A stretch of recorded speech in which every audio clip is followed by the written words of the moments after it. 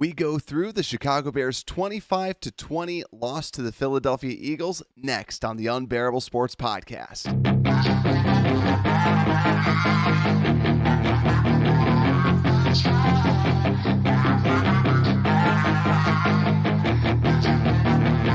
Yeah, she's got some nice. Welcome back to the Unbearable Sports Podcast. I'm your host, Brad Barron. Welcome back, and make sure to like and subscribe out there on YouTube. And for those watching and listening, make sure to rate 5 stars. Helps out the show tremendously. Just search for Unbearable Sports anywhere you get your podcast, and you can download the show. Also, if you're a sports bettor, use betus.com. Code word unbearable for 125% on your first deposit. So you get that back. Great deal. But that's not what we're here to talk about today, is it? We're here to talk about the Bears losing yet another game where it seems like we would have actually won this game, but unfortunately we did not win. And fortunately too, we are back in the second spot in the draft because the Denver Broncos ended up winning. So to me, I'm feeling pretty decent, right? And that's why we're going to be breaking down my 10 takeaways from this game, because there's a lot of good, I feel, that came out of this and a handful of bad. So let's get this show on the road by switching over to the offensive side of the ball. So 5 offensive takeaways. My number one takeaway. It's got to be Fields, right? My number one takeaway is Fields gets better every week. What this reminds me of is this kind of reminds me of Madden. And it's not supposed to, right? Like, people don't just get better and better and better every single week, but it really does feel this way with Justin Fields. And that's why I'm happy about it. That's why I'm excited about it, because every week he just seems to be doing more and more. And throwing better, running better, whatever it is, he's always doing a heck of a lot better every single week, and I absolutely love it. So Justin Fields overall has been very good, and we saw it again today. When he's able to run the football, he's next level. The touchdown that he unfortunately stepped out of bounds on, he was breaking tackles, he was running by people. It was absolutely incredible, and that's what gets you excited about Fields. We already know that Justin Fields is a top-of-the-line player and top running quarterback, but what he also follows it up with is a good passing performance. 14 of 21, no interceptions for 152 yards and 2 touchdowns. And one of my favorite things that he's doing is he's also becoming a lot more reliable with just throwing the ball to the running back. And that's what I really enjoy about this too, is now we're seeing David Montgomery get involved a little bit more. 3 targets, 3 receptions, 38 yards overall. So I like what I'm seeing out of Justin Fields. There's still a handful of passes, especially on screens.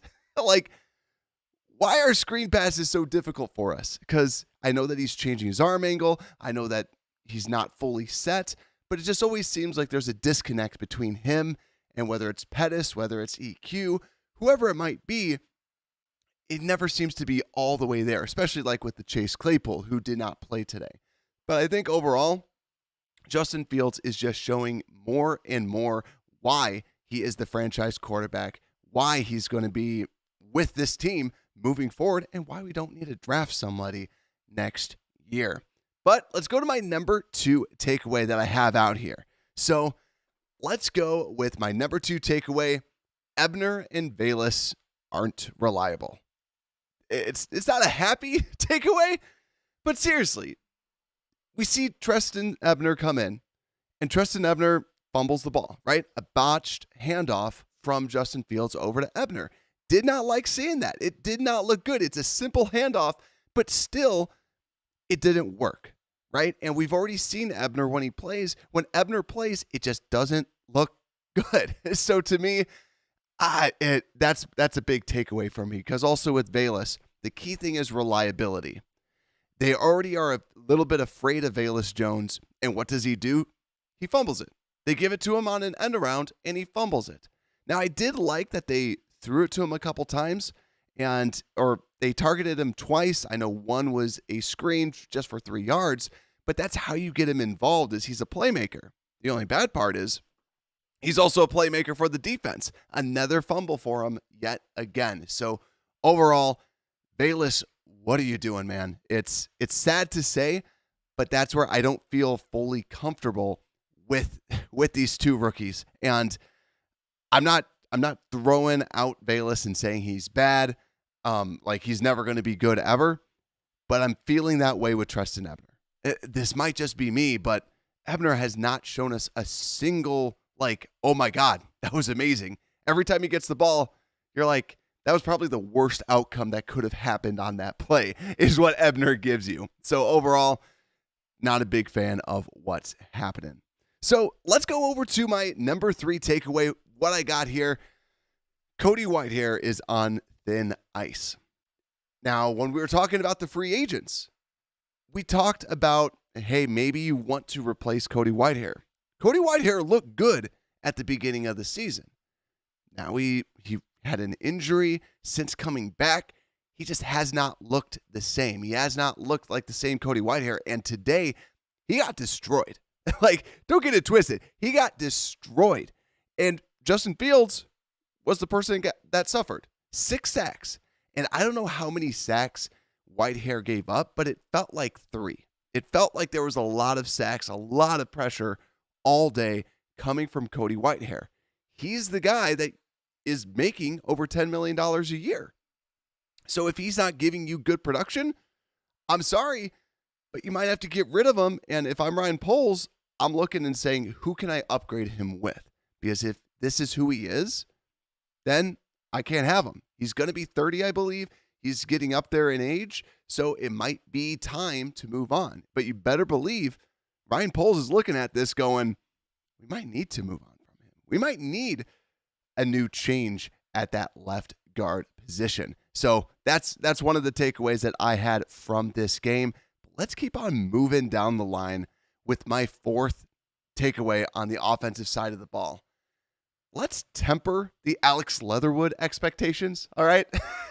Like, if you're on YouTube and you follow Bear shows like this, you might have seen a good handful of Bear shows talking about Leatherwood, talking and kind of like preaching that Leatherwood was amazing in his 12 snaps, 6 snaps, whatever it was, right? Alex Leatherwood, he didn't look bad, but let's not assume that he didn't look bad in the 6 snaps. But today, he was terrible. That is what Alex Leatherwood looked like with the Raiders. So when we're asking the question, why aren't they playing Leatherwood? That's why. That's why. He goes out there and just gets destroyed by Hassan Reddick. It seems like every single play, he was giving up a pressure to Justin Fields. Justin Fields is making magic happen and tries to get out as many sacks as possible. Because if you don't have Justin Fields back there, this is a situation where I did not think Justin Fields was holding on to the ball too long. This was 100% on the offensive line. And seriously, this could have been a double-digit sack game if it wasn't for Justin Fields' athletic ability. And Alex Leatherwood was a big reason. And I think maybe the reason why they did that, first off, Larry Borom wasn't out there. Larry Borom was inactive. But I think what they're trying to see is, what do we have with Leatherwood, right? Because you're probably not going to re-sign Riley Reiff to be your starting right tackle. He's up there in age, and they really want to solidify this and get 5 people out there. He's not a long-term option. He's nobody's available, everyone's injured, and we need somebody to fill in. So to me, I think they wanted to see what he had, but after Justin Fields got knocked around like crazy, Fields probably went to the sideline and was like, get that guy out of here. He's not helping me out. So overall, Leatherwood, let's just temper our expectations a little bit, right? He didn't all of a sudden magically get better. He's still the same guy. He just needs some time. He needs a lot of time. And we'll see what we have with him next year, hopefully. But let's go to my 5th and final offensive takeaway out here. Nsimba Webster was active today. And this is a huge can of worms that I'm opening up right now, because on this show, we talked about it. We were excited about the wide receivers that need to prove themselves, and that's why we were so pumped up, right? But Simba Webster gets activated today. Chase Claypool was inactive, but also, more importantly, everyone's favorite N'Keal Harry was also inactive. And he was a full participant in the 3 days leading up to the game. So to me, that just kind of rubs me a little bit the wrong way as what's going on with N'Keal Harry. Because right now, when that happens, to me, it strikes that, hey, N'Keal Harry, we don't like him, right? That's the feeling that I get. Unless he magically hurt his back again or whatever it was. That's something that I was a little bit weirded out when I saw that out there. So wasn't a big fan, but also why Simba Webster was very interesting was because Simba Webster is a special teamer. Because otherwise you would expect like an Isaiah Coulter to be called up instead. So I thought it was just a little peculiar that they bring him up. Maybe they feel like they do need some help on special teams because you saw him as a gunner. So just thought that was an interesting move overall for the Bears. But with the wide receivers, Byron Pringle, to me, also shows like he's the only wide receiver that might be worth keeping. Dante Pettis has some of the special teams upside, but really you're looking at this. Bayless has done nothing as a wide receiver. You have him for 4 years because you just drafted him. But Dante Pettis, 4 targets, 1 catch. He had a couple easy drops out there, right? And then also EQ St. Brown went down with an injury, so that's why we didn't see him out there. But you didn't see other wide receivers really step up. Simba Webster got 2 catches for 14 yards, right? But Byron Pringle, 2 catches, 39 yards, and a touchdown. Good blocker. I just don't see as much as I would like from him. But I think today what we did see is that the offensive side of the ball, these wide receivers, a lot of them are not going to be here next year. We're going to see a lot of overhaul with these wide receivers because it's well needed. But let's go to some of the comments out there. I'm using a new streaming service, so I actually can't highlight chat right now, but I will figure out a way to do that just so everyone that is watching live, that's a big reason. So Jay Capone says, JF1 played hurt with less. Agreed. Unleash him next season. Pumped up about that. He needs to work on his short game, though. Agreed. And I think that's where like what we're mentioning, the little short game, the little dump offs, very like, why is he not hitting that? But it is nice to see him getting the running back a little bit more involved. Then Ron, agree, and Justin did great. Adam saying he was against a pretty good edge player and needs some more practice. Oh, yeah, that was with Leatherwood. And, yeah, that's a really good point, too. He is getting thrown into the wolves, right? He's been going against the Bears D-line in practice. So Adam made a very good point there.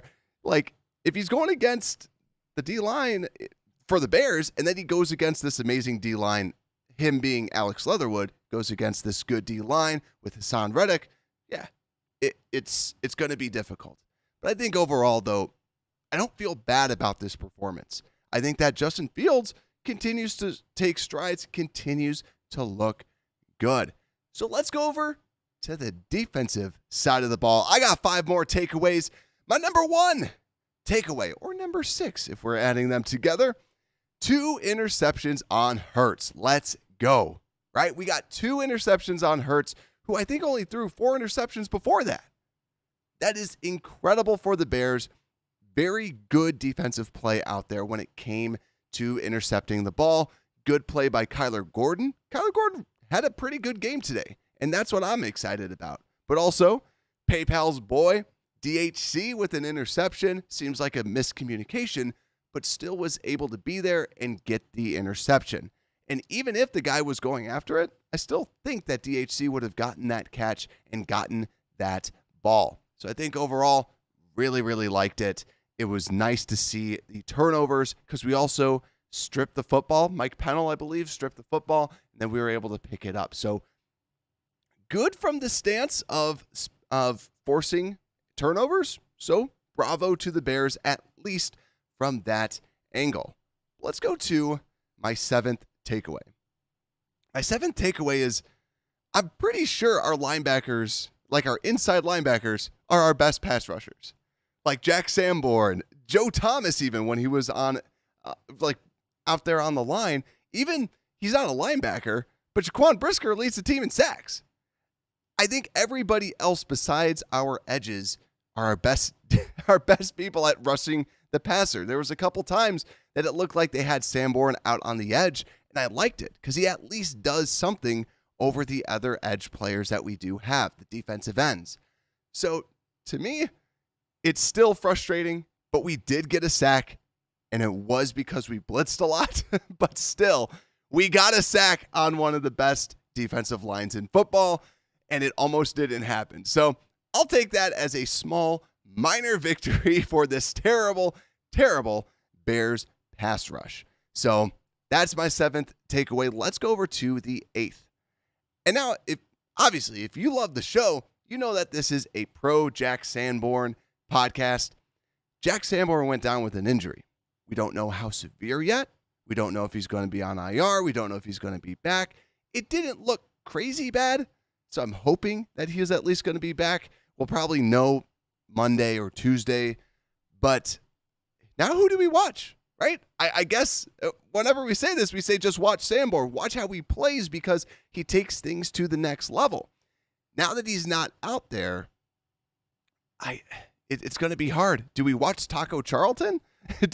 I think, honestly, I might be watching Travis Gibson or maybe even a Kyler Gordon if he's still around there because he does play in the slot at least. Because I always liked watching Sanborn. He's very entertaining. He plays so well. And this was another good game. He ran down Jalen Hurts on the outside. Just phenomenal play by him as a linebacker. So who do we watch now? I'm going with Travis. Let me know who you guys watch whenever you watch the defense play. But it's going to be a little naked out there without our boy Jack Sanborn. But let's go to my 9th takeaway for this team and for this game as a whole. They really like Jaylon Jones. Like, they really, really, really do. Because it's a similar situation with like a N'Keal Harry, right?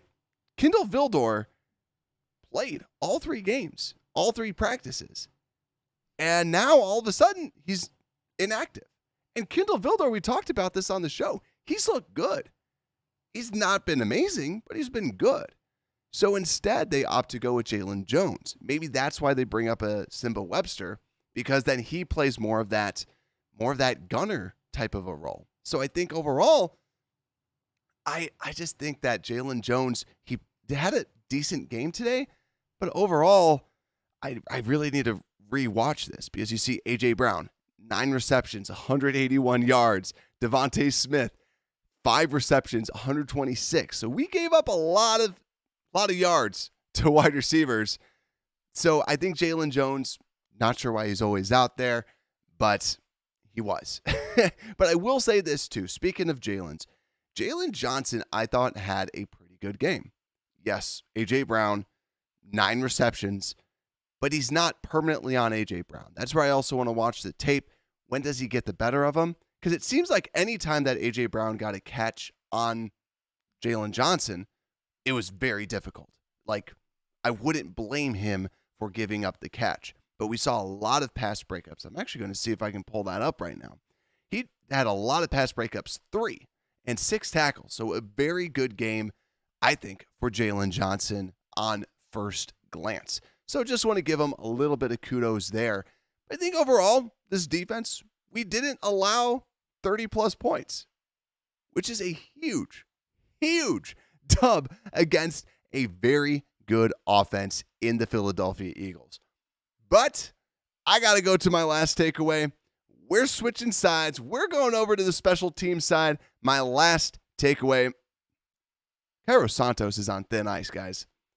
Like, to not kick the field goal, I think it was a 48-yarder, 49-yarder, and it seems like it was going to be going into the wind. But still, it just doesn't feel, especially with that missed extra point, that they fully trust him. Even though that he's been kicking it very well, it's those extra points. These are gimmies. You make the extra points. You need to make this. First off, it's a stupid rule that they push back the extra points in the first place. But still, we jokingly talked about this last week, that Santos could potentially be cut. next year, or they might want to try and find a kicker. But it's something to at least watch out for. And yeah, Ron saying in the comments, Santos sucks. Like, he's not a fan.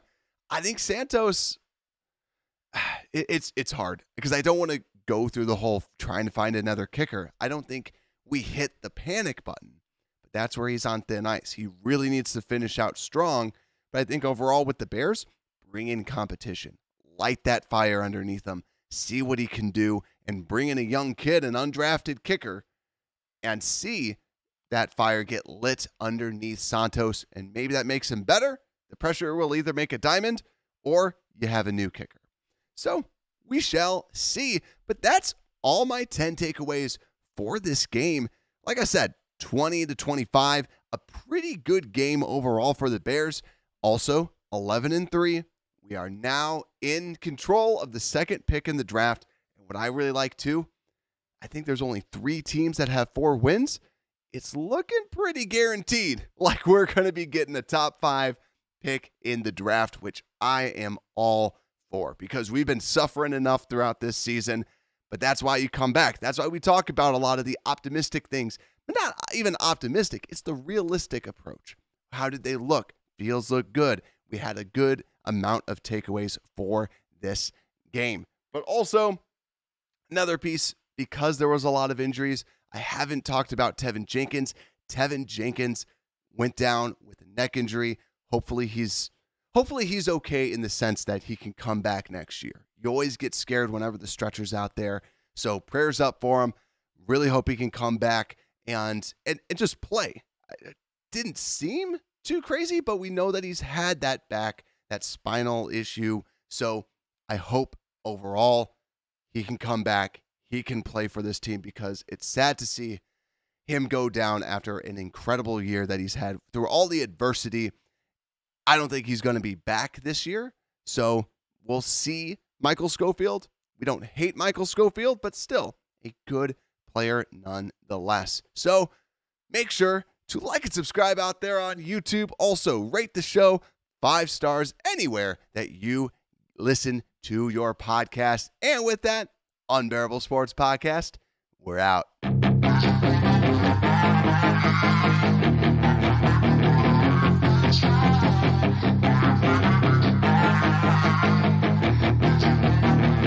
Yeah, she's got some nice long hair and you know that she